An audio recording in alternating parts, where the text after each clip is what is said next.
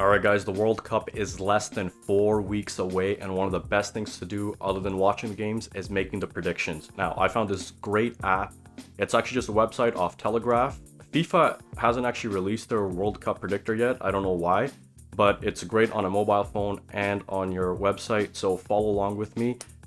Also, I'm Canadian, so some of my predictions are going to be a little biased, so I hope you guys don't get triggered by that.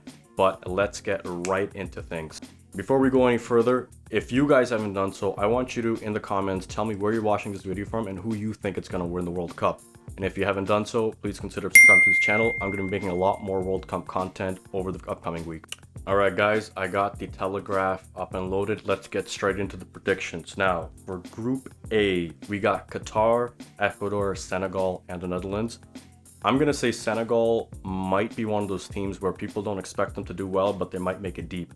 If you don't know, they won the African Cup, I believe it was early this year or late last year, and they have one of the best players in the world with Sadio Mane and one of the best goalkeepers with Edouard Mendy. I'm actually going to give them the edge in this group. I think they will finish first. They probably won't lose a game, might draw. But number two, I'm going to be picking the Netherlands. Netherlands have a great manager with Louis van Gaal. He was their manager with their amazing run back in 2014. And they have some amazing great players as well. Frankie de Jong, they got Memphis Depay, and they got one of the best defenders in the world as well with Virgil van Dijk. I think they're going to finish second. And unfortunately, I don't think the host country is going to do too well. Sorry if there's any Qataris watching. And Ecuador may come up with a draw or a win, but I just don't think they're going to make it very far. So Ecuador at third, Qatar at fourth. Okay, moving on to Group B. Things are starting to get a little more interesting. You got England, Iran, USA, and Wales. Now, England's been having some injury issues at right back. So Ben Chilwell is just out with a hamstring injury. He's not making the World Cup, and neither is Reece James. And then you also got Kyle Walker injured. So there is a bit of an issue with their back line. However, with the likes of Harry Kane, Phil Foden, Saka, Rashford, and their midfield with Mason Mount, I think that they might finish first. I'm going to go with that at number one. Number two is interesting. So if you guys remember, Iran almost made it into the qualifying stages back in 2018 when they almost beat Portugal. And if you remember, Ronaldo was on fire that year. USA has a solid squad, always do well. But then you got a country called Wales. I think this is their first World Cup. Correct me if I'm wrong. And you got Gareth Bale, that's in form right now. He's playing in the MLS, but I think he still might have it and enough to take it to the knockout stages. I'm going to have a hot take. I'm going to say Wales is actually going to finish second. Sorry, USA fans, you guys aren't making it anywhere. Third, and Iran at fourth. Now moving on to Group C. Argentina, Saudi Arabia, Mexico, Poland. This is a no-brainer. Messi, greatest player of all time. No debate. I don't want to get into that Ronaldo versus Messi debate. Argentina is finishing first. Second place is interesting because you got Poland. You got Robert Lewandowski, who's in form, who I believe should have won the Ballon d'Or in 2020.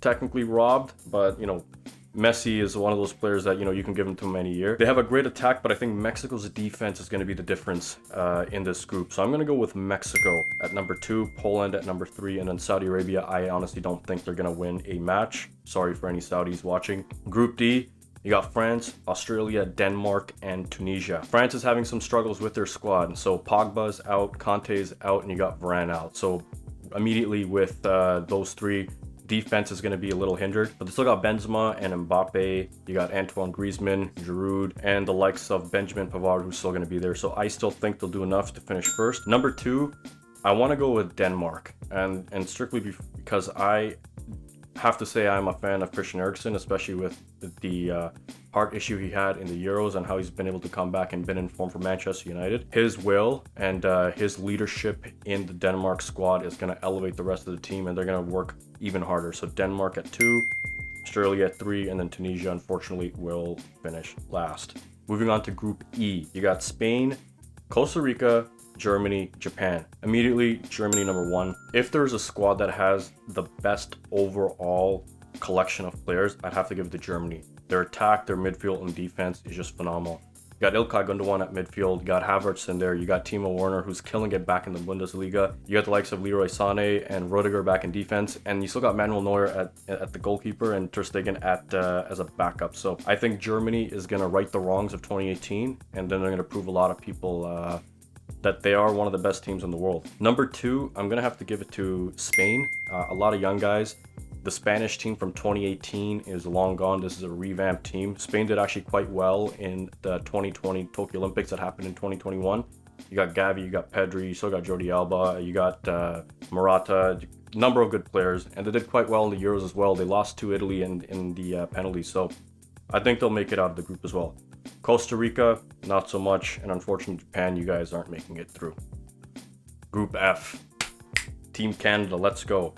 Now, with that being said, Belgium, Kevin De Bruyne, arguably the best midfielder in the world. He's killing it right now, Manchester City. I think he already has 10 assists. And then you got Lukaku and Eden Hazard up in attack. And then Courtois, an amazing goalkeeper. So their defense is there. The defense has always been questionable. I think they've filled in those gaps. Belgium, number 1. Team Canada, after more than 30 years of missing the World Cup, I think they have enough to make it through to the knockout stages with Jonathan David killing it in League One, and then you got Alphonso Davies, of course. Canada, number 2. Morocco, I think Morocco's going to finish last. Croatia, unfortunately, the age might catch up to him. Luka Modric is still great. You got Mateo Kovacic, even Perisic, but I don't think they're going to make it out of the squad. Hot take, remember, don't be triggered by this. Remember, I'm Canadian, but Croatia at 3, Morocco at number 4. Moving on to Group G, arguably the favorites to win the World Cup, Brazil. Their attack is just insane. Neymar, Vinicius Jr., you got Rodrigo, you got Gabriel Jesus, just absolutely insane. But I think the sleeper matchup is going to be between Serbia and Switzerland. So 2018, Switzerland beat Serbia in the knockout stages, and if you're from that part of the world, you guys are going to have a lot of eyes are going to be on this match, and I think Serbia is going to get their revenge. So Brazil, number 1, Serbia to advance, Switzerland 3rd, and Cameroon at 4. And lastly, we got Portugal, Ghana, Uruguay, and Korea. Now, I said Senegal would be a sleeper. Another sleeper is going to be Uruguay. They play great as a team. They don't have any flashy players. They play very well tactically and always get the job done. Squads haven't been released yet. I think those squads are going to be released on the 11th, but I'm positive that either Suarez or Cavani might be in the squad. But then you got Federico Valverde, who's absolutely phenomenal in Madrid, and people are arguing that he might be a top 5 midfielder right now. I'm going to say he is. I think Uruguay is going to top that group. The last dance for Cristiano Ronaldo, I think he's 39 years old, but he has a good young squad around him with Bernardo Silva. You got the likes of Bruno Fernandes, and their defense is pretty good with João Cancelo and with Diaz. So I think Portugal will make it out of the group. And then you got Ghana, and unfortunately, Sonaldo, one of my favorite players to watch in the Premier League, but he's injured, and unfortunately, I don't think Korea can do it without him. All right, on to the knockout stages. So first matchup, match 49 is going to be between Senegal and Wales. Well, predictedly. So who's going to win this one?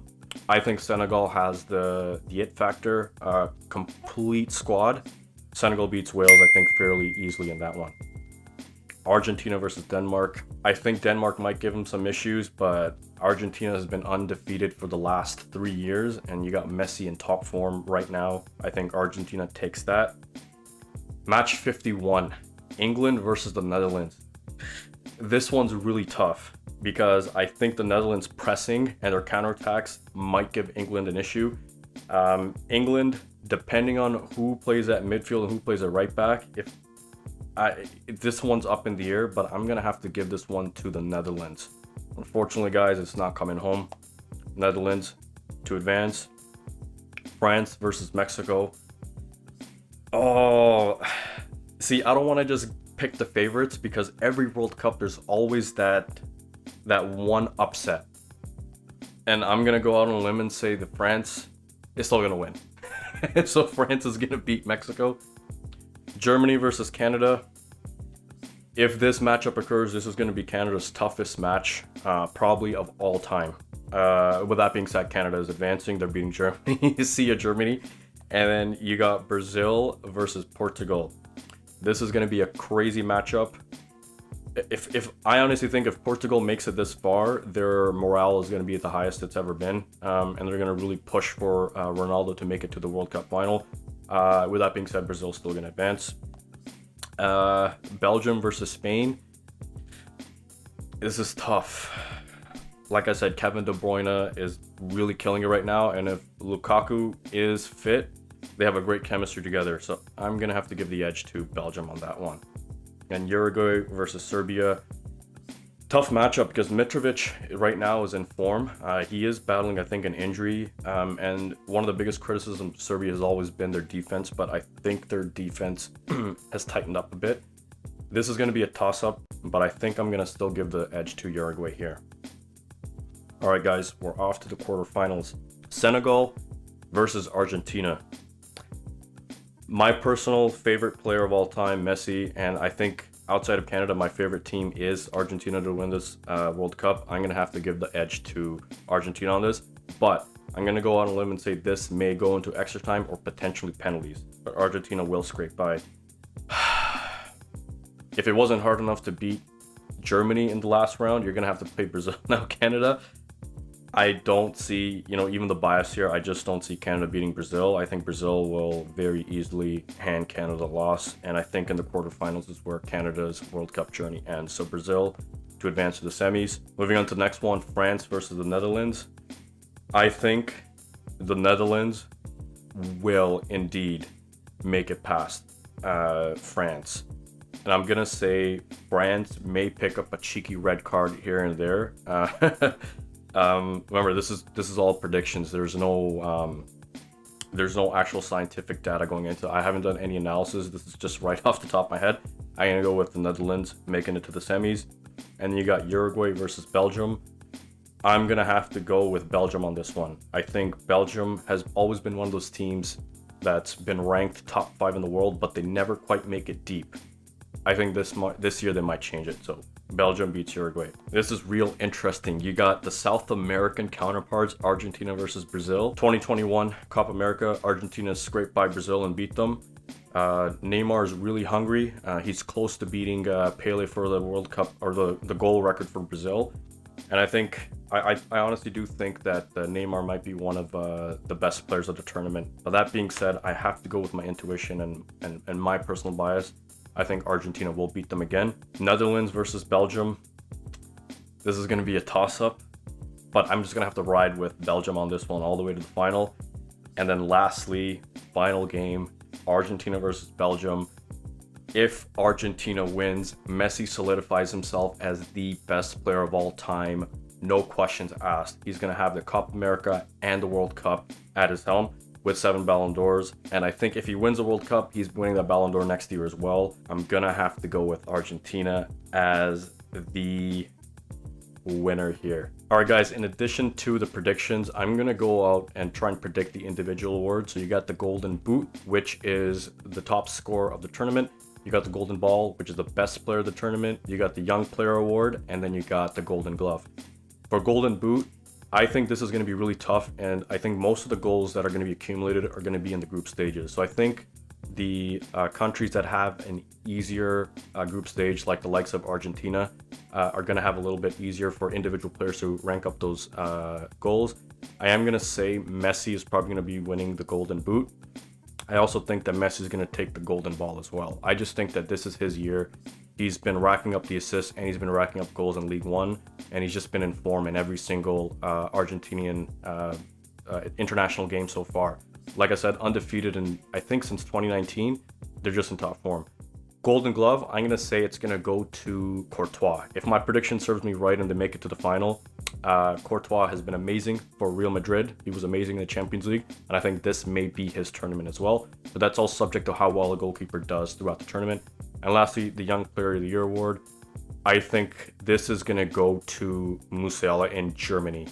He's been really good for Bayern, and I think if he gets the playing time for Germany, he will be that it factor and the next big thing. I'm not sure if Phil Foden and Saka still qualify. You have to be under the age of 21, but I think those guys, if they are, might be the other front runners. So those are my predictions. Take everything I said with a grain of salt. Like I said, put your predictions down in the comments below. Be critical of me. If you think my predictions suck, just say it. If you think these are the best predictions ever, tell me that I should be working for BT Sports. Like I said, guys, I'm just having fun with it, and I'll be making a lot more content around the World Cup and looking at individual games. But until next time, peace.